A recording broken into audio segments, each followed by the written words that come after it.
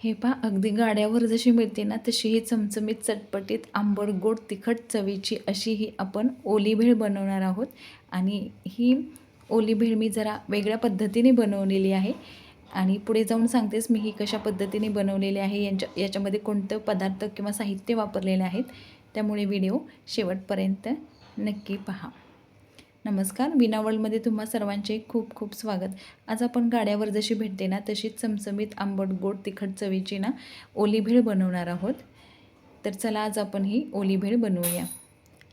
तुम्ही पाहू शकता किती छान अशी ही दिसतानाच दिसते. हे पहा. तर आता आपण ही भेळ बनवताना पहिल्यांदा मी नाही इथं 2 कांदे घेतलेले आहेत आणि हे कांदे बारीक कट करून घेतलेले आहेत. आणि आता आपण हे तव्यावरती ना सोनेरी कलर येईपर्यंत हा कांदा भाजून घेणार आहोत. गरज पडलीच तर थोडंसं आपण तेलही टाकणार आहोत. आणि याच कांद्यामध्ये मी आता 4 ते 5 लसणाच्या पाकळ्या पण टाकलेल्या आहेत. ते पण आपण छान भाजून घ्यायचे आहेत.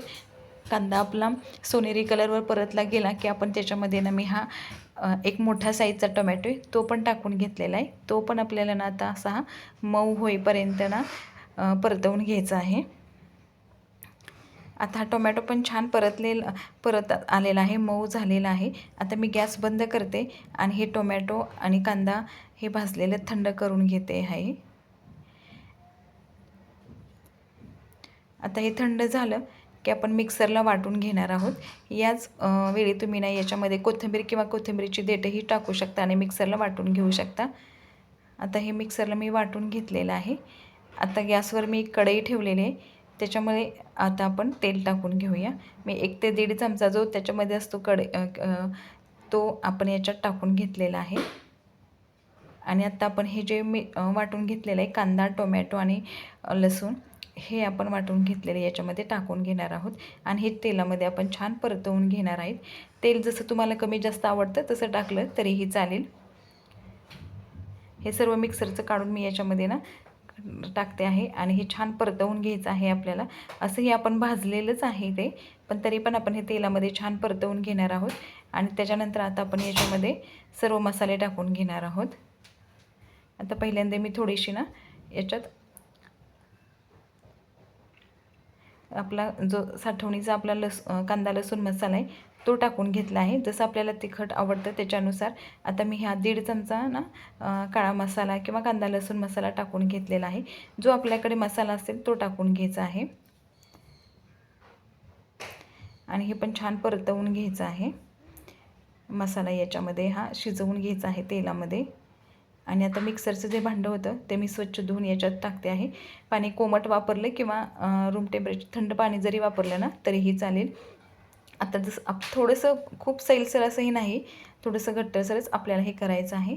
हे पहा, कोमट पाणी होतं माझ्याकडे म्हणून मी ते वापरलेलं आहे. आणि ना याला छान उकळी आणून घ्यायची आहे.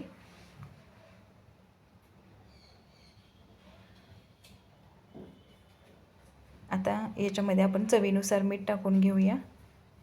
आणि ना मी इथे अशी एक चिंच होती, चिंच भिजवून ना त्याचं चिंचेचं पाणी गाळून घेतलेलं आहे.